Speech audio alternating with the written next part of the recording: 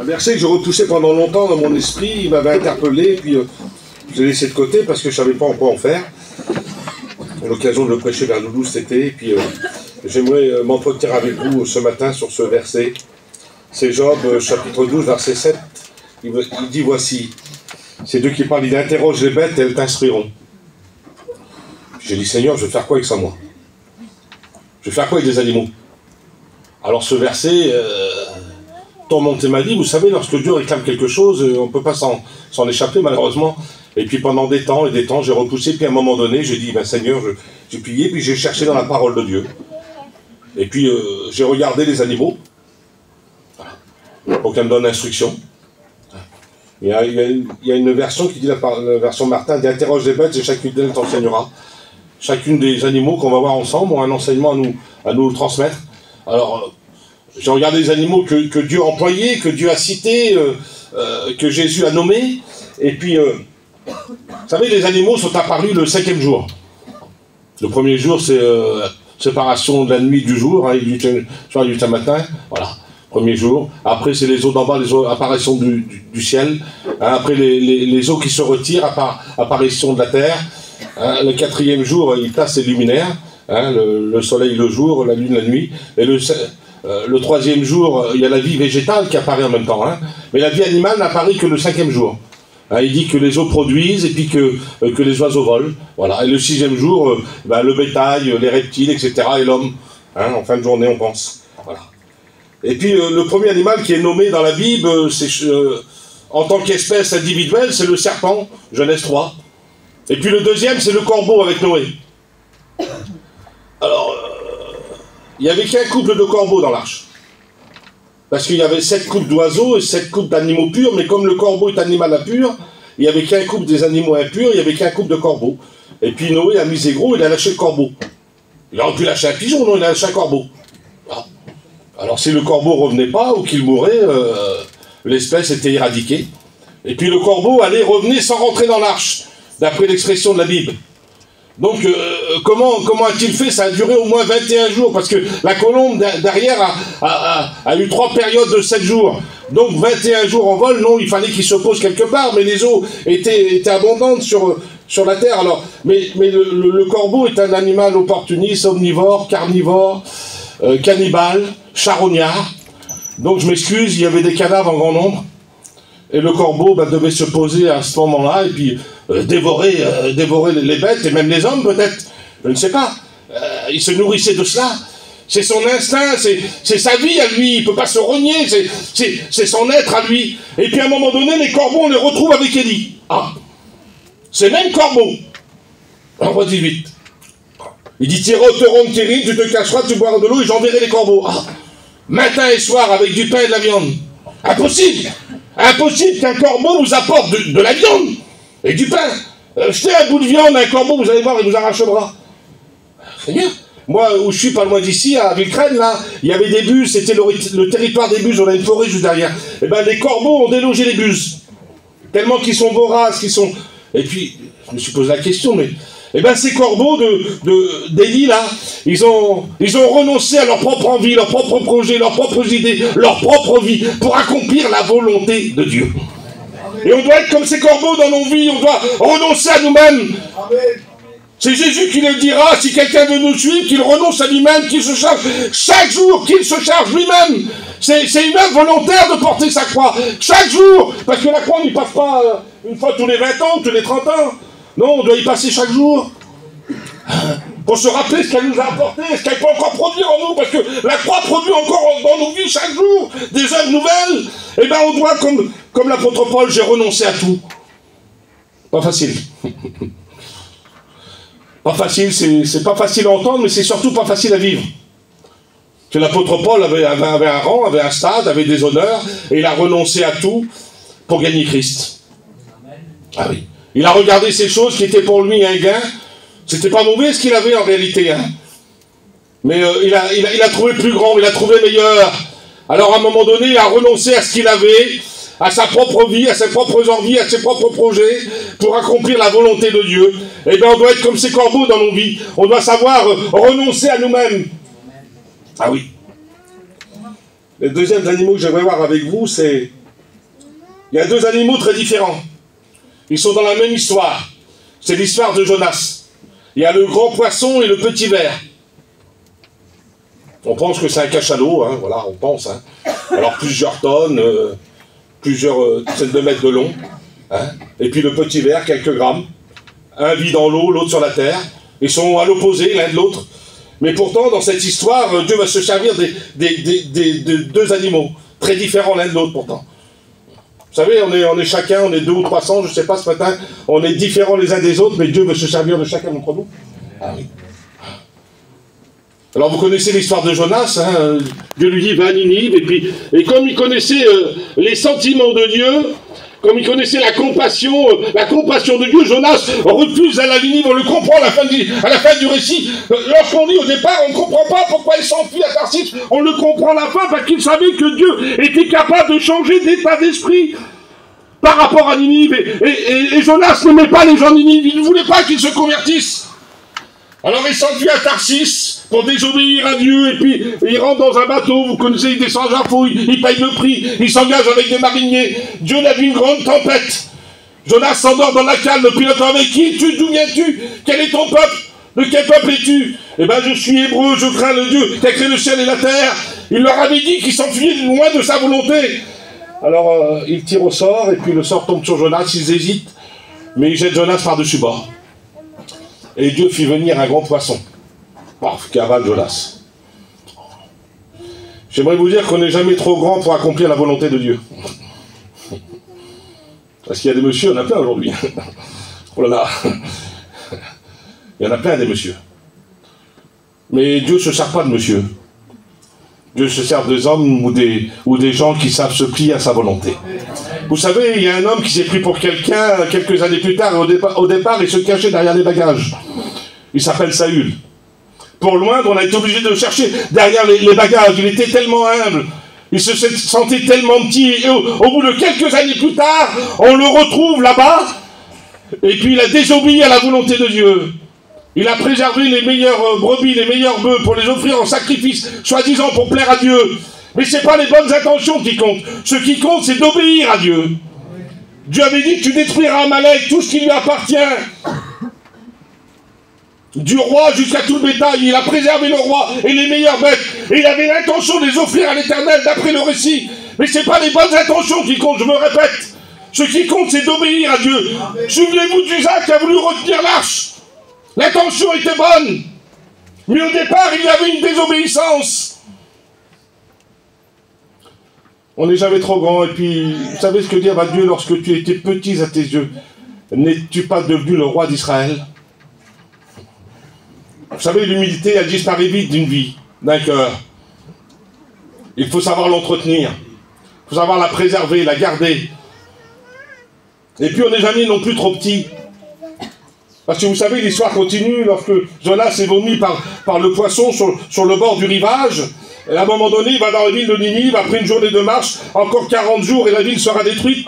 Et puis, ce que Jonas redoutait arrive, du roi jusqu'au bétail, il prodigue un jeune dans le sac et la cendre, signe de repentance. Et Dieu change d'état d'esprit en faveur de la ville de Ninive. Et Jonas, irrité, sort de la ville, il se construit une cabane. Et puis Dieu fait pousser un ricin pour prodiguer de l'ombre. Et Jonas s'est réjoui à cause du ricin, et puis à un moment donné, le lendemain matin, un petit ver vient, sur l'ordre de Dieu.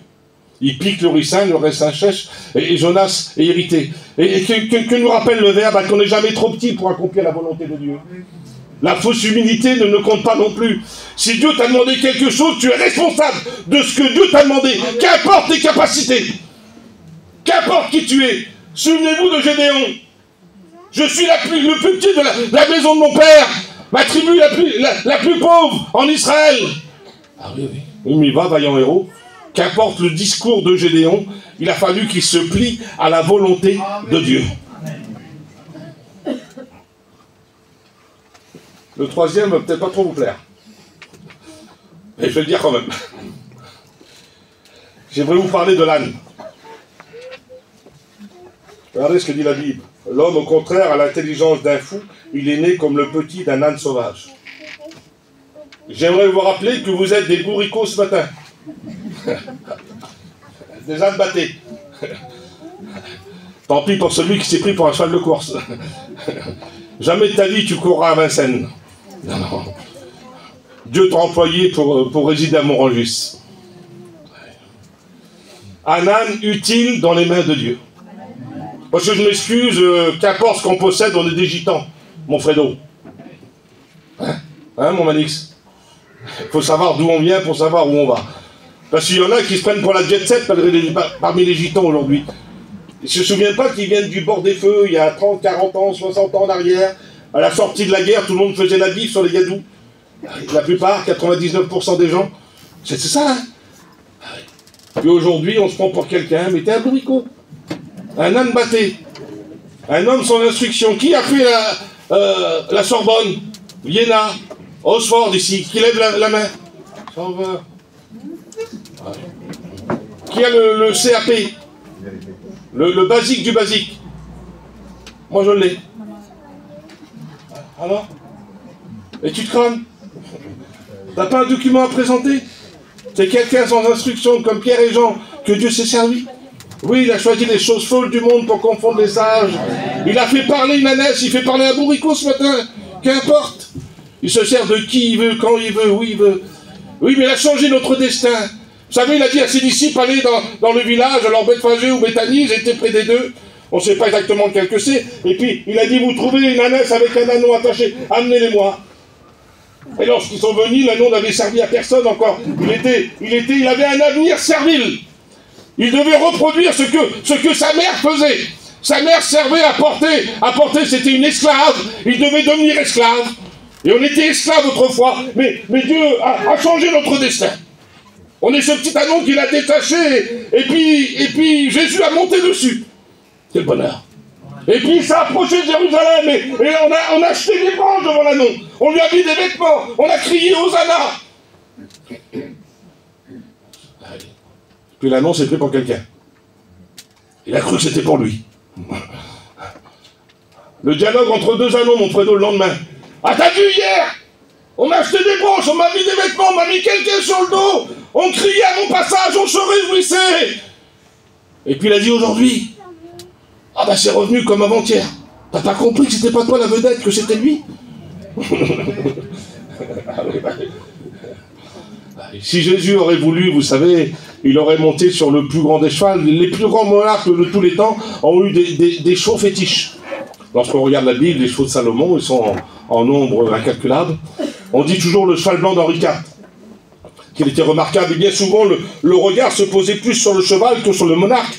Et puis, en réalité, c'est pas sur nous que le regard qu'il faut qu'il se pose, c'est sur lui. Celui qui a donné du succès à nos vies, si on a quelques gloires, quelques honneurs, ça peut arriver dans une vie chrétienne, dans un ministère, eh ben, il faut que la gloire lui revienne à lui. J'aimerais te rappeler que tu es un bourricot, un âne batté, mais que dans ta vie, tu peux participer au triomphe de Jésus-Christ. Quel bonheur. J'aimerais vous parler du buffle. Tu me donnes la force du buffle et tu induis ma tête d'une huile fraîche. Le psaume 92, verset 11. Le buffle du Cap, c'est un des rares animaux qui est capable de faire face au lion. Le lion n'attaque pas un buffle de face, un buffle adulte. Il attaque de dos. Sur un coup de corde, il est capable de l'éventrer. Dieu nous remplit de force. Je puis tout par celui qui me fortifie. Et tu induis ma tête d'une huile fraîche. On ne peut pas se reposer sur nos victoires passées. On doit être renouvelé chaque jour par les forces de Jésus-Christ. Il y a quelqu'un qui s'est reposé sur les victoires passées, vous le connaissez, c'est Samson. Pourtant, il a fait des choses extraordinaires. En tant que force, sa vie humaine, il était saisi du Saint-Esprit. Mais il n'y a pas d'homme qui a fait ce que Samson a fait. À Manu, il tue 30 hommes avec une canne à Jeanne, une entubile. Il arrache les portes de Gaza de plusieurs tonnes avec les linteaux. Il les monte sur la montagne, il attrape 300 renards. Quelle rapidité! Il n'y a pas un Maillère qui pouvait le suivre. Hein. Il serait bon, Isaïe, président de Maillère, pour attraper 300 renards. Je dois lui en donner un, il sera bien essoufflé. Espèce de Rocky, dans Rocky 1, là. Vous savez, pour attraper une poule, il faut 6 mois. Tu l'as pas attrapé, mon Isaïe? Mais non, ça m'étonne pas. Ah oui. Mais à la fin de sa vie, il a tombé dans la décadence. Et les forces de Dieu sont sorties de sa vie. Parce que vous savez, les forces de Dieu ne sont pas inépuisables. Elles sont à la valeur de notre vie. Tant que la vie de Samson était en accord avec la parole de Dieu, les forces de Dieu se renouvelaient en lui. Mais lorsque Samson a commencé à être en désaccord avec ce que Dieu a réclamé dans la parole de Dieu, les forces de Dieu sont épuisées en lui et elles ne se sont pas renouvelées. Parce que Dieu ne renouvelle pas un homme qui vit dans la décadence. Pour être renouvelé en Dieu, il faut vivre en accord avec la parole de Dieu. C'est lorsque je suis faible que je suis fort. Il n'est pas question de pécher. Lorsqu'on sait reconnaître notre manque de force et qu'on s'approche de Dieu, Dieu nous renouvelle. Mais si on se croit fort et qu'on vit dans la décadence, on tombe dans la défaillance. Et c'est ce qui arriva à Samson, malheureusement. Je m'en tirerai comme les autres fois. Il pensait que ça dépendait de lui. Mais l'Éternel s'était retiré de lui. Ce qui lui prodiguait la force qu'il avait, s'était retiré de lui. Vous savez, si demain la force de Dieu se retire en nous, on devient des pantins. Je l'ai déjà dit, on devient des clowns dans les mains du diable. Samson qui était une marionnette dont Dieu se servait, il tirait les ficelles de sa vie. Le Saint-Esprit le saisissait depuis sa tendre enfance. Et à un moment donné, il a changé de main, il est tombé dans les mains du diable. Il est devenu un clown, la risée des autres. On l'a fait sortir pour la fête de Dagon, pour les divertir. C'est devenu un clown. Et je m'excuse, il y a des chrétiens et même certains pasteurs parfois qui deviennent des clowns dans les mains du diable. Au lieu de réjouir le cœur de Dieu, ils deviennent le divertissement du monde, la risée des autres. Mais ce qui est formidable, c'est qu'à la fin de sa vie, il a demandé des forces nouvelles, il s'est rétabli. Et il est dit que la force de Dieu est tombée en lui. Et qu'à la fin de sa vie, il a tué plus de Philistins que pendant sa vie. Veux-tu être renouvelé ce matin peut-être? Oui, pour être renouvelé, il faut être d'accord avec la parole de Dieu. Peut-être qu'il y a besoin de repentance. Peut-être que tu demandes le renouvellement depuis quelque temps et que tu ne le trouves pas. Pose-toi la question. Peut-être que tu as besoin de refaire un détour sur toi-même. Changer de vie. Et Dieu va te renouveler. J'aimerais vous parler des sauterelles. Alors, Seigneur, les sauterelles n'ont point de roi, mais elles sortent tous par division. C'est le symbole de la communion. Vous savez, la sauterelle, ça a été la 8e plaie d'Égypte. La 7e, c'était les grêles. Ce que les gitans redoutent. Hein. Va tomber des grêles, sauveur, Spiderman, on dirait. L'étoile, bah oui, mais on paye des assurances, ils ne nous remboursent pas, il faut bien comprendre qu'on fait attention à nos affaires, il n'y a pas de mal à cela. Mais il faut dire qu'on redoute. Mais après les grêles, les sauterelles ont ravagé ce que les grêles ont laissé. Incroyable. Une sauterelle n'effraie personne, mais des millions, des milliards de sauterelles, c'est le ravage de l'Afrique. En Afrique, la plaie la plus redoutée, c'est les sauterelles, les criquets. Lorsqu'ils viennent par nuée, ils ravagent la végétation, les clôtures, ce que les gens ont à manger. Et lorsque la sauterelle a passé, il n'y a plus rien qui pousse. C'est le symbole de la communion. Parmi elles, il n'y a pas de roi, il n'y a pas de chef. Ce sont tous des frères ensemble. Et j'aimerais dire qu'il n'y a pas de chef ici à mon registre. Il y a un seul chef, il s'appelle Jésus-Christ. Il y a des anciens qu'il faut respecter. Mais le chef suprême, c'est Jésus-Christ. Il est la tête du corps de l'Église. Nous, on est tous des sauterelles, des frères, des sœurs ensemble, unis dans un même but, ravager les champs du diable. Regardez ce que dit Job, il parle du crocodile, il parle de ses écailles. C'est magnifique, les puissants boucliers, les écailles du crocodile sont unis ensemble comme par un seau. Ils se serrent l'un contre l'autre, et l'air ne passait pas entre eux. Ce sont comme des frères qui s'embrassent, se saisissent, demeurent inséparables. Même l'air ne passe pas entre eux. Tellement qu'ils sont joints l'un à l'autre. Il est dit qu'Israël sortait comme un seul homme. Pourtant, ils étaient des milliers. L'Église doit être comme un seul homme, unis dans un même but. Comme disait mon beau-père, s'il y a des chefs, il faut les jeter par la fenêtre. La communion, vous savez, c'est la deuxième action de l'Église. Il persévérait dans l'enseignement des apôtres et dans la communion fraternelle. Avant la prière, avant la fraction du pain. Oui, si tu n'es pas en communion avec tes frères, ça ne sert à rien de prier. Ça ne sert à rien de prendre la Sainte Seine. Et puis pour demeurer dans la communion, il faut avoir le même enseignement. C'est le même enseignement qui produit la communion. C'est la division et des accords. Les damans. Alors je ne savais pas ce que c'était un daman. Vous savez ce que c'est, vous, un daman? C'est une espèce de petite marmotte. Mais en vérité, c'est pas un rongeur. C'est le cousin éloigné de l'éléphant. Moi, je suis pas un zoologue ni un éthologue, mais j'ai regardé le dictionnaire, je m'excuse. Voilà. Moi, j'ai rien, j'ai pas d'ordinateur. Moi, j'ai une bible, une concordance et dictionnaire. Et avec ça, on se débrouille.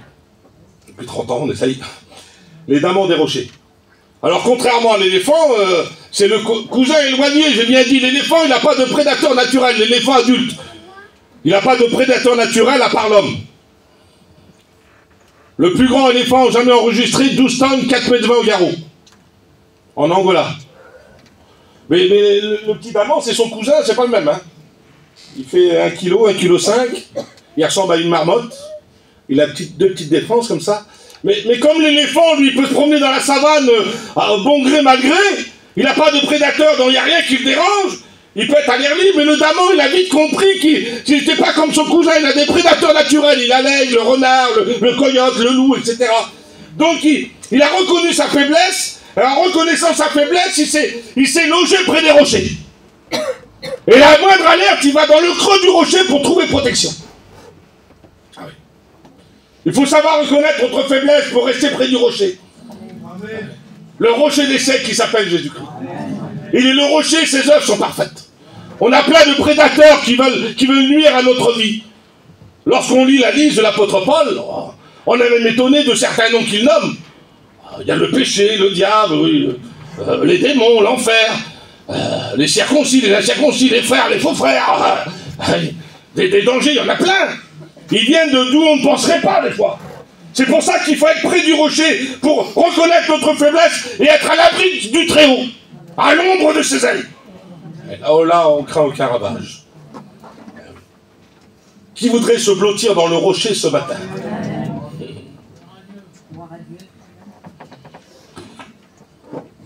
J'aimerais vous parler de l'ours. L'ours, c'est le symbole de la ténacité. Je ne sais pas si vous avez vu ce film avec DiCaprio, The Revenant, là. L'attaque de l'ours, là, c'est presque naturel. Bruno avait prêché sur l'ours cet été, et il disait que l'ours attaque au niveau du cœur, puis le verset le confirme, je les attaquerai comme une ours, c'est Dieu qui parle, à qui l'ont enlevé ses petits, et je le déchirerai à l'enveloppe de leur cœur.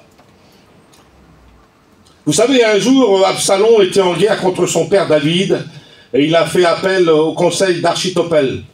Lorsqu'Architophel parlait en ce temps-là, c'est comme si Dieu parlait lui-même. Et le conseil d'Architophel n'avait jamais été remis en cause jusqu'à ce jour. Et puis Architophel est venu vers Absalom, il a dit que penses-tu que je dois faire pour mon père David? Il a dit, tu me donneras 12 000 hommes, j'irai de nuit, j'effraierai le peuple et je tuerai le roi seul et le peuple reviendra à toi. Et puis, cette fois-là, Absalom a pris un deuxième conseil, l'Urcaï l'Archien. Et lorsque l'Urcaï l'Archien est venu, il a dit, tu connais la bravoure de ton père, ils sont comme une ours, lui et ses vaillants hommes, à qui on voudrait arracher ses petits. C'est la bravoure, se mettre face, se dresser contre ceux qui voudraient prendre ce que Dieu nous a donné. Vous savez, une ours, elle est beaucoup plus petite que le mâle, mais si le mâle veut dévorer ce petit, vous savez, la faculté d'un ours, il se dresse comme un homme. Savoir se dresser contre, se mettre debout, se lever, pour garder ce que Dieu nous a donné. Un jour, on a voulu prendre la vigne de Naboth. Il avait une vigne du côté du palais du roi Akab, en Samarie. Et puis le roi Akab a eu les regards sur cette vigne, il a voulu en faire un potager. Et il est venu vers Naboth. Il a dit, je t'en donnerai une meilleure. Ah, pas mal une meilleure. Ou je t'en donnerai le prix qu'elle vaut. J'en ferai un jardin potager. Il a dit, hors de question de lapider l'héritage de mes pères. Ah bon. Et au péril de sa vie, Naboth a défendu sa vigne. Qu'importe que ça soit soi-disant meilleur, on ne veut pas du meilleur, nous. On veut ce qui nous a fait vivre, grandir, évoluer. Amen. On a connu l'évangile avec l'enseignement de nos anciens. On a reçu la nouvelle naissance. On a reçu le baptême du Saint-Esprit. On a reçu l'appel au ministère. On a reçu les dons spirituels. Notre mission, Dieu travaille au sein de nos missions depuis 70 ans. Et on va changer les choses. On va se dresser. On dira non. Au péril de notre vie. On ne bougera pas, comme disait mon beau-père. Il ne faut pas que ça soit un slogan chanté, mais il faut que ça soit vécu réellement. savez, un jour, Chama, les Philistins étaient venus, il y avait une parcelle de lentilles, et tout le monde fuyait. Mais on doit se responsabiliser personnellement. C'est personnel. Lui, tout le monde fuyait, il aurait pu fuir aussi, et laisser la parcelle de lentilles aux Philistins. Non, non, il s'est mis au milieu de lui. Et il l'a défendu, au péril de sa vie, et Dieu était avec lui. Il l'a protégé, il l'a gardé. Sachons dire non. On doit être comme l'ours tenace, se dresser contre. Amen. Vous savez, il faut respecter les anciens. Mais avant de respecter les anciens, il faut respecter l'évangile. Vous savez, on a été inculqué sur l'enseignement de la parole de Dieu, mais il ne faut pas tomber dans une dérive. Si un ancien n'est plus en accord avec l'évangile, on doit le réfuter. Ah oui. Mais aujourd'hui, on a mis la valeur de l'ancien en prévaut à la valeur de l'évangile. Non, non. L'apôtre Paul a réfuté Pierre qui était répréhensif. Pourtant, il était plus ancien que lui. Il a dit, il est répréhensif, il l'a contredit, il lui a fait face à Antioche. Respectons les anciens s'ils sont respectables. S'ils sont en désaccord avec l'évangile, on doit se dresser contre. On doit agir comme l'ours. Sachez que j'ai été établi pour la défense de l'évangile, disait l'apôtre Paul. La colombe. Regardez le verset, soyez donc simples comme des colombes. Et ce verset, je ne comprenais pas, moi. Et puis j'ai regardé, moi je ne sais pas de grec, mais vous savez, avec la Bible Strong, vous savez, il y en a qui, voilà, les Grecs, si on veut en faire, on en fait, ou l'hébreu, on n'est pas plus bête que les autres. Hein. Et voilà, on a, notre peuple connaît. Vous savez, si je vous parlerai en grec ce matin, que je vous dis 200 ou 300 mots grecs ce matin, qui va me contredire? C'est qui comprend le grec, là? Je suis incontrôlable. Ouais. L'apôtre Paul voulait être contrôlé. Il laissait les gens de Bérée pouvoir le contrôler. Parce que lorsqu'on est contrôlable, on est identifiable. On peut dire, oui, c'est vrai ce qu'il dit. Mais lorsqu'on n'est pas contrôlable, le doute peut planer. C'est pour ça que faisons, voilà, avec mesure le grec, de temps en temps. Alors, le mot qui est traduit par simple dans nos versions, c'est aké-raïon. Vous voyez, je parle bien le grec. Hein. Ça veut dire pur. Ah, soyez purs comme la colombe, c'est différent. Et ce verset, on le retrouve, ce même mot, il est cité 3 fois dans Romains 16 et dans Philippiens 2,15. Afin que vous soyez irréprochables, purs, le même mot, purs, des enfants de Dieu irrépréhensibles au milieu d'une génération perverse et corrompue. Soyez purs comme la colombe. Et souvenez-vous, Noé a lâché la colombe derrière le corbeau, mais elle, au contrairement au corbeau, lorsqu'elle revenait, elle posait ses pieds dans l'arche. Parce que la colombe ne pose pas ses pieds n'importe où. Il y avait des cadavres, surtout pas. Et lorsque l'eau a diminué, que la terre n'était pas encore sec, la colombe ne pose pas ses pieds dans la boue. Ah oui. Elle est trop pure pour cela. Soyons des colombes, on ne marche pas n'importe où. Ah oui. On ne balade pas ses baskets n'importe où, mon Fredo. On doit marcher dans la sanctification. Que celui qui est saint se sanctifie encore. On doit se préserver, se protéger. On ne doit pas se salir. On ne doit pas être comme la truie qui a été lavée et qui est retournée dans le bourbier. On fait des bains de boue aujourd'hui, la thalasso du diable. Oh, ah, je me sens bien. Ah, parce que la boue, ça fait pas mal. Hein. Ça sent pas mauvais au départ, au fil du temps. Lorsqu'on fermente un peu, mais au départ, il n'y a pas mieux que la boue. Vous tombez dans la boue, jamais vous allez vous écorcher, jamais vous allez vous blesser. Ah oui. Il paraît que c'est thérapeutique, c'est très bon la boue. Il y en a qui payent des milliers de francs pour se jeter de la boue dessus. Ah oui. La boue de la mer morte, très bonne. Pour la sporagie, c'est pareil. En Turquie aussi, très bon. Ils vont en Turquie, oh, la thalasso. Il y en a à Moragie, s'ils font la thalasso du diable. Oh, ils se roulent dedans. Oh, ah, que c'est bon, ah, que c'est bon. Ça fait du bien. Ah oui, pour le corps, mais pas pour l'âme. Hein. Je vous rassure. Tu es en train de te salir. Tu as été lavé à un grand prix. Purifié, sanctifié, une fois pour toutes. Tu n'as pas le droit de te baigner dans la boue. Tu n'as pas le droit de retourner à tes instincts naturels. Tu dois te sanctifier. Ce que Dieu veut, c'est votre sanctification. Parce qu'il y a une doctrine aujourd'hui, il dit qu'on a été sanctifié une fois pour toutes. Oui, dans l'âme, c'est vrai. Ah oui, dans l'âme. Mais on attend la rédemption du corps. Parce que l'apôtre Paul, il dit, je traite durement mon corps. Jacques dit, je bronze de plusieurs manières. L'apôtre Paul dit, je fais le mal que je ne voudrais pas faire. Et le bien que je devrais faire, je ne le fais pas. Je m'excuse, il n'y a pas d'apôtre Paul parmi nous ce matin. Je dénigre personne. Alors si lui, il était en proie à les emprises du corps, je crois que vous y êtes aussi. Alors on doit se préserver, parce que si on est sanctifié une fois pour toutes, il n'y a plus de sanctification dans nos vies. Si quelqu'un parmi vous a péché, ah, ça arrive, oui. Nous avons un avocat auprès du Père. Souvenez-vous de Josué, Zacharie 3. Un homme au top du top, souverain sacrificateur. Il était au sommet de la hiérarchie à l'époque. Hein.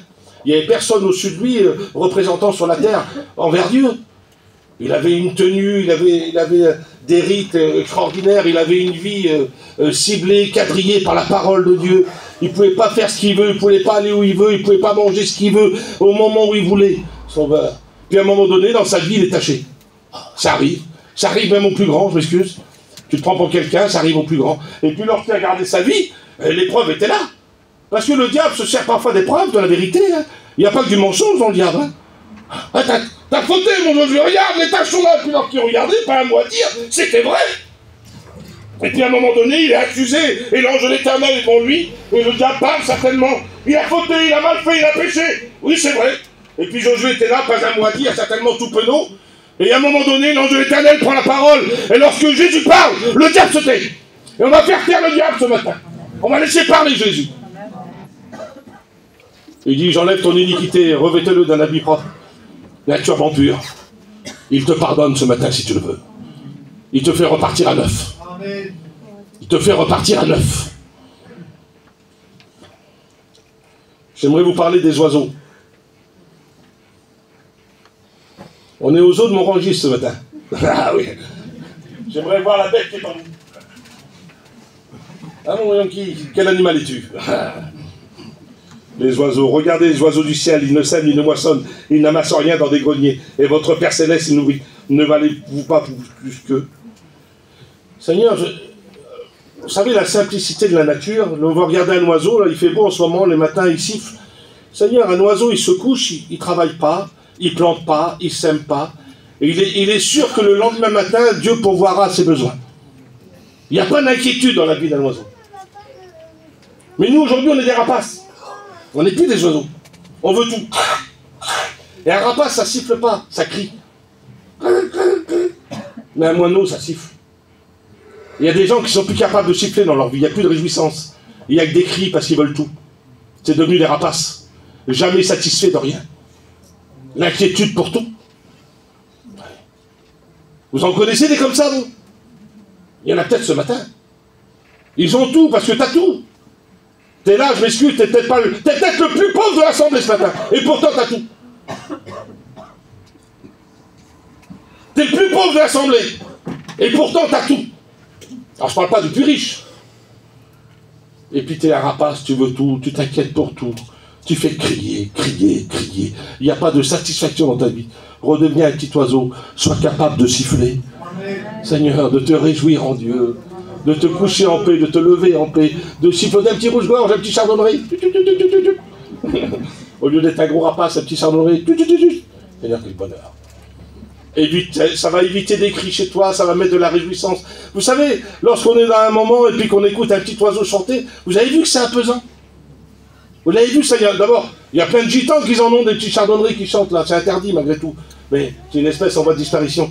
Mais vous avez vu un petit chardonneret, ça, dès qu'on l'entend siffler, on passe près d'une caravane, on détourne l'oreille, le regard, c'est réjouissant, c'est apaisant. Il y a du bénéfice qui en produit. Et puis un rapace, vous avez vu, il dit que des cris là, c'est assourdissant, c'est pas la même chose. Eh bien, t'es devenu assourdissant, sois reposant un petit peu dans ta vie, dans ton foyer. Ah oui. T'apportes la misère, apporte le bonheur. Le coq. Ah là là. La ponctualité du coq. Jésus a misé sur le coq avec Pierre. Il n'a pas misé sur Pierre, il a misé sur le coq. Il dit, le berger sera frappé, les brebis seront dispersées. Il dit, non, moi je ne te renierai pas, Pierre. Et puis, Jésus dit, avant que le coq ne chante, il a misé sur le coq, tu me renieras par 3 fois. Vous savez, un coq, ça chante aux alentours de 6-7 heures du matin, suivant la période. Cocorico, c'est l'emblème français, le coq. Le coq français, le coq gaulois. Et puis, Pierre, une servante est venue, tu étais avec ce Galiléen, oui, tu étais avec Jésus de Nazareth, la deuxième. Le troisième, ton langage te fait reconnaître. Et avec des imprécations, avec des jurements, il a dit non, je ne connais pas cet homme. Et le coq s'est mis à chanter. Dieu mise sur ceux qui sont réglés. Les déréglés, ils ne jouent pas avec le Seigneur, ils ne travaillent pas avec eux. Que des déréglés, il y en a plus qu'il en faut, des mystiques là. Il faut du spirituel, mais le spirituel est basé sur la Bible. Que les visions, les sons... Vous savez, même si un prophète dit l'écriture, viendrait à vous dire un songe, une révélation, et qu'elle s'accomplisse, c'est grave. Je m'excuse, il y a un prophète qui vient à Montrangis, qui annonce un songe qui se réalise, c'est un bouleversement.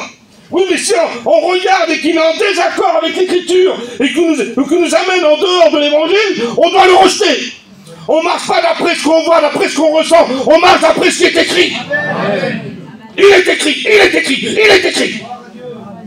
La force de notre ministère, de notre mission, c'est la parole de Dieu. L'évangile d'abord, la structure après. On a le droit de contrôler la prophétie. On ne contrôle pas la Bible, c'est elle qui nous contrôle. Et le coq a chanté. Jésus avait misé sur le coq. Il savait qu'à la seconde près, parce qu'il est dit aussitôt. Il n'a pas eu le temps de finir son imprécation là, pour te dire que le coq a chanté. Ça a été simultané, aussitôt. À la seconde près, au centième de seconde, le coq était réglé. Et il y a quelques années, moi j'étais à Pont-l'Évêque, il y avait un coq déréglé. Le coq à Mariano. Seigneur, il était derrière moi, soi-disant un coq espagnol de combat. Avec les grands coups là. Alors 2 heures, 3 heures, minuit, 1 heure, ça dépendait de l'envie qu'il avait. Il avait des lubies, il était lunatique. Il y en a des lunatiques. Hein. Alors donc on n'a pas le droit de le faire, mais je les jure en espagnol, comme il est espagnol le choc. Le coq, j'ai juré, bien entendu. Ah oui, bon. Ah, plus. J'ai eu des envies de le tuer pour faire acider, vous avez bien compris. Parce qu'il y a des gens qui sont déréglés. Il y en a plein, il y en a plus qu'il en faut des déréglés. Ils croient que c'est Dieu qui les fait agir. Mais non, c'est eux. Ah oui. Je t'ai laissé à Éphèse pour que tu mettes de l'ordre. Il dira, Timothée, le Dieu qu'on sert, c'est un Dieu d'ordre, non un Dieu de désordre. Même dans les dons spirituels, une fois, moi j'étais à Bretigny. Vous connaissez l'église de Bretigny? Il y a 600 personnes, mon Fredo. Et j'étais là. Je comprends qu'on prie là, il y a une sœur au fond, elle prie en même temps.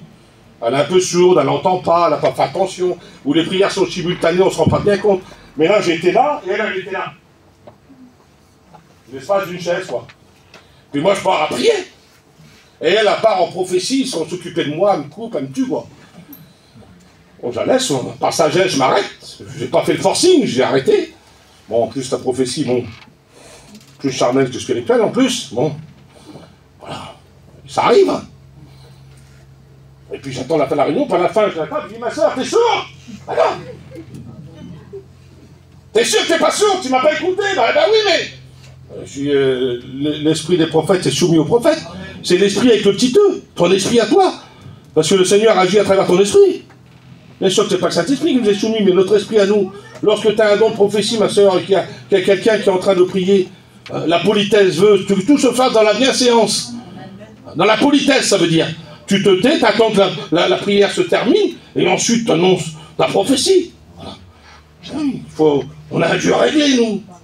On ne peut pas vivre dans le désordre total, c'est pas possible. Il faut de la politesse, de la correction, du savoir-vivre dans l'Église. C'est pas un droit de tout et n'importe quoi. Le Dieu qu'on a, il est tellement raffiné. C'est tellement réglé à la seconde, à la minute près. Vous avez vu l'univers, il est réglé au millimètre près. Et toi, tu viens, tu fais là-bas comme je te pousse, l'homme de Dieu, t'as pas le droit. Tu dois être réglé. Les déréglés, Dieu s'en sert pas. Regardez ce qu'il est dit dans Proverbe 30, 29. Il y en a 3 qui ont une belle allure et 4 qui ont une belle démarche. Alors parmi eux, il y a le lion, le cheval et le bouc. Qui est le roi, mais j'ai pris les 3 animaux. Le cheval. Regardez ce qu'il est dit. Le cheval tout équipé. Darby dira, le coursier qui a les reins sains. Parce que ce qui donne une belle allure au cheval, c'est la ceinture qu'il porte. Symbole de la vérité. Et j'ai été étonné lorsque j'ai lu la panoplie d'Éphésiens 6,14. Il dit, prenez toutes les armes de Dieu, la ceinture de vérité d'abord. Mais c'est pas la logique. Lorsqu'on s'habille, on ne met pas la ceinture en premier. On la met en dernier normalement. Oui, mais toutes les autres armes dépendent de la vérité. S'il n'y a pas de vérité dans nos vies, le reste ne sert à rien. Ah oui. Il n'y a pas de justice, il n'y a pas de vérité. Le zèle est mauvais, il est amer. Il n'y a plus de salut s'il n'y a pas de vérité. Tu vis dans le mensonge, tu es perdu. Qu'est-ce que du salut? La parole de Dieu a plus d'effet. Tu ne la manies pas avec vérité. Tu s'en sers pour frapper, il ne faut pas frapper. Ah oui, Ce qui donne du... Vous savez, Moten... Alors j'ai fait de l'hébreu, j'ai fait du grec, là je fais de l'hébreu maintenant. Ah oui, je mets mon ci pour 30 ans, mon frère, voilà, pour bien. C'est devenu moderne de faire de l'hébreu du grec, alors... C'est pas vrai. Hébreu Moten, ça veut dire rein, ceinture, cheval. C'est le même mot. Cheval, ça veut dire ceinture et rein. Il n'y a pas de force contre la vérité. Il n'y en a que pour la vérité. Et pour avoir une belle allure, pour plaire à Dieu, il faut marcher dans la vérité. Je me réjouis de la vérité qui est en toi et de la manière dont tu marches dans la vérité. Jean Agaïus. Des hommes de vérité sont rares, sont durs à trouver. Mais on doit y rester. On doit les trouver au sein de l'Église.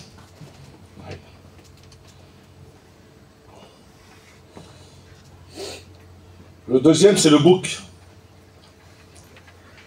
Regardez ce qu'il dit. C'est un rapport avec les serviteurs de Dieu, le bouc. Soyez comme des boucs à la tête du troupeau. Le bouc est différent de la brebis. Il y a certaines races où les brebis n'ont pas de cornes et le bouc en a. Il y a des brebis qui ont des cornes, mais malgré tout, le bouc a des cornes plus grandes ou il a 2 paires de cornes. Il est différent. Et j'aimerais dire que le pasteur, le prédicateur, l'apôtre, le prophète, l'évangéliste, celui qui exerce un ministère, doit être différent du troupeau. Il doit avoir un instinct supérieur. Il doit être revêtu de la puissance de Dieu. Il doit être un modèle. Ah oui, si tu es équivalent à l'église, rassis-toi, rends ta carte. Ah oui. Un pasteur doit se différencier du lot. Il a reçu un ministère qu'il doit exercer avec autorité et puissance, revêtu par le Saint-Esprit. Ah oui. Sois un modèle. En parole, en conduite. Ah oui. Le pasteur, il faut qu'il ait un roi à tenir, il faut qu'on ait les regards sur lui pour diriger le troupeau. Lorsqu'on a un endroit à aller, quelque chose à faire, la brebis doit se tourner vers le pasteur pour avoir un conseil. Si elle dit, lui, c'est pas la peine d'aller le voir, il ne peut rien me dire. Il y a un problème. Oui. C'est logique. Et après, il y a le lion. Le lion, le roi des animaux, ne reculant devant quoi que ce soit. Il n'a pas de marche arrière. Il fonce. Je cours avec persévérance dans la carrière qui m'est ouverte. J'oublie ce qui est en arrière et je me porte vers l'avant. Opération Overdrive. Limitateur de vitesse en français, je suis même de l'américain. Limitateur de vitesse. Ah oui. Il y a plein de choses qui voudraient ralentir notre cadence ou nous faire reculer, mais on fonce. On fonce, on est des lions de Dieu. On fonce, on sort les dents, les griffes, on s'accroche. C'est pas toujours facile, mais on s'accroche. On s'accroche et on avance, on fonce, de l'avant, de l'avant, de l'avant, de l'avant. Qu'importe les épreuves, les obstacles, on va de l'avant, on fonce. Et puis je vais bientôt terminer. L'hirondelle. Regardez ce qu'il dit, même la cigogne connaît dans les cieux sa saison, la tourterelle, l'hirondelle et la grue observent le temps de leur arrivée. Mais mon peuple ne connaît pas la loi de l'Éternel. Ces animaux qui sont cités, c'est des oiseaux migrateurs. À un moment donné, dans leur vie, il y a un instinct naturel que Dieu a inculqué en eux. Dans leur bec, d'après les scientifiques, il y aurait comme un champ magnétique, un aimant, qui les attirait dans un pays meilleur. À un moment donné, parce qu'il n'y a plus la nourriture nécessaire, où le pays devient mauvais pour eux. Alors vous savez, autrefois, on ne le voit plus trop aujourd'hui, mais autrefois, je me rappelle dans mon enfance, moi, à peu près à cette époque-là, plus ou moins, suivant les années, et bien on voyait les hirondelles sur les fils électriques, par centaines. Et à un moment donné, un signal donné par Dieu, qu'il a inculqué dans la nature même, et bien elles s'envolaient tous, au même endroit, pour un pays meilleur. C'est le symbole de l'enlèvement de l'Église, ça. On est appelé à un pays meilleur. On est étrangers et voyageurs sur la terre. On ne doit pas s'enraciner. On doit reconnaître qu'on est des pèlerins. Sauveurs. C'est pas Sarkozy qui nous a arrêtés à nous, hein. On s'arrête de nous-mêmes. Oh la loi Sarkozy, on ne pourra plus voyager, Seigneur. Mais non, c'est nos terrains, nos maisons qui nous arrêtent nos activités. C'est pas le monde qui nous arrête, on s'arrête de nous-mêmes. Il faut être honnête. Alors il y a du bon et du mauvais dans l'affaire. C'est pas mauvais d'avoir cette affaire, mais il ne faut pas que ça devienne la priorité. Il ne faut surtout pas que ça nous arrête dans les choses de Dieu. Parce que certains ont fait naufrage par rapport aux choses de Dieu pour ces affaires-là. Alors quand tu arrives à concilier les deux avec mesure, il n'y a pas de problème et que les choses de Dieu restent la priorité. Il n'y a pas de problème. Mais il y en a certains qui ne décolleront pas. Vous en êtes conscient en plus. Moi je ne suis pas un oiseau de mauvais augure, hein, je suis là pour vous dire la vérité. Vous savez, on dit voilà, un retour en gloire, le tri des nations, les brebis à droite, les boucs à gauche, d'accord. Mais déjà l'enlèvement de l'église, il y aura un tri de fait. Hein. Au sein de l'église même, hein, je vous rassure. Hein. Il y en a qui ne sont pas prêts à décoller là. Ils n'ont plus les ailes du Saint-Esprit. Hein. Non, non, non, ils sont terre à terre. Hein. Parce que pour décoller, il faut avoir des ailes. Et le Saint-Esprit est dans nos vies, le symbole de la colombe. Il va nous propulser dans l'éternité. Oui, l'esprit et l'époux disent bien. C'est l'église en accord avec le Saint-Esprit qui appelle l'époux. Ah oui. Et puis il y en a, malheureusement, si le Seigneur vient ce matin, est-ce que tu pars? Réellement, sois vrai avec toi-même. Moi, je ne te condamne pas, je te pose une question, je te lance un pavé dans la mare. Est-ce que tu pars? Est-ce que tu en es sûr? Est-ce que tu n'es pas une poule avec les ailes coupées? Tu as pris de l'embonpoint, tu es bon pour la broche, mais pas pour l'éternité. Vous avez compris, hein, la broche. Oui, oui, oui. Ah oui, ah oui, ah oui, oui, mais... Ah oui, mais... faut responsabiliser l'église aujourd'hui. Faut être vrai et honnête. Faut pas dire tout le monde est beau, tout le monde est gentil, tout le monde va au ciel, c'est pas vrai. Ça, c'est le message du diable. C'est bien, reste comme t'es. Formidable, champion du monde. Ah oui, oui, champion du monde, oui, pour aller en enfer, champion du monde. Mais pour aller au ciel, ça va pas. Faut que tu te réformes. Ah oui. Faut que tu t'envoles. Il faut que tu te... À un moment donné, elle se détache, elle se met sur le fil, au même endroit. Il faut que tu sois en accord avec tes frères, avec tes sœurs, pour un même but, l'éternité. Il vient bientôt, le Seigneur. Il vient peut-être ce matin, ce soir, je ne sais pas. Je ne sais pas, mais il faut être prêt comme il vient tout de suite. S'il vient ce matin, mon Rangis, est-ce que tu es prêt à partir? Est-ce que tu pars? Est-ce que tu en es sûr? Est-ce que tu en es sûr? Faut que ce soit une certitude. Il ne faut pas dire du peut-être, du comment, du parce que s'il y a du peut-être, c'est qu'il y a un blême. Il faut une certitude, l'espérance, on l'a ou on ne l'a pas. Moi, elle a ancré, elle a été jetée dans le ciel depuis 30 ans, mon espérance, mon oncle. Elle est raccordée au ciel. Bien sûr que j'ai les pieds sur la terre pour le moment, mais j'essaye de m'en débarrasser de plus en plus. Il y en a plein qui s'embarrassent de plus en plus. C'est différent. On doit se dépouiller pour s'envoler. On doit être comme dit Jean Rotel, attendre. Les jours deviennent mauvais sur la terre, vous le voyez. Moi, je regarde. Il y a longtemps, je n'ai pas regardé les infos. Mais je sais que ça sent pas trop bon. On n'a pas besoin de ça, on sait que la Bible, voilà, hein, les prophéties sont accomplies, il n'y a plus grand chose à attendre, mais il y a des signes, voilà, qui nous rappellent, qui nous remettent à la mémoire que Jésus revient bientôt. Et puis on devient inconscient. Il n'y a plus rien qui nous étonne, on devient insensible à tout. On vient à la réunion, voilà, le mercredi, le samedi, le dimanche, à Montrangis. Et puis encore, quand on vient 3 jours, c'est déjà pas mal. Et puis on vit à la va comme je te pousse toute la semaine. Et on croit partir. Ben, tu partiras pas. Et si tu pars pas, c'est pas bon ce qui t'attend. Hein. La grande tribulation, vous connaissez, hein. C'est le règne du diable sur la terre, permis par Dieu. C'est toujours Dieu le maître de l'affaire. L'antichrist paraît, le faux prophète. Seigneur, les 7 sceaux, les 7 coupes, les 7 trompettes, Seigneur Jésus, tout ça. Et tu veux passer par là? Bien sûr qu'il y aura un moyen de salut, on l'a toujours enseigné, puis la Bible nous... Il y a les martyrs, on le sait, mais à quel prix? À quel prix? Tu n'y arrives déjà pas avec le Saint-Esprit, avec la parole de Dieu, avec les réunions. Comment tu vas faire dans la grande tribulation? Comment tu vas faire? Seigneur. En plus, il va te donner tout ce que tu attends, tout ce que tu désires, il va te le donner. Si tu acceptes sa marque, là, t'as tout. Ce que tu as toujours rêvé d'avoir, de faire, tu le feras. Gratuitement. Ah oui. Cadeau. Le cadeau de l'Antichrist pour t'envoyer en enfer. Ah oui. C'est cadeau, vous connaissez ça? C'est cadeau, ça c'est cadeau, vous payez que ça, monsieur. Ah oui, vous payez que ça, tous les cadeaux c'est des navets, à la fin tu payes une fortune. Ben, les navets du diable, et puis à la fin tu payes une fortune. L'éternité en enfer. Ah oui. Mais le cadeau de Jésus, là. Amen.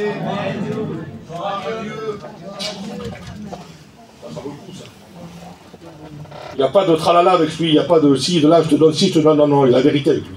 Tu me suis dans la droiture de la parole de Dieu, tu iras au ciel avec moi. Amen. Car là où je suis, je veux que vous y soyez aussi. Gloire à Dieu. Alors on termine la conclusion.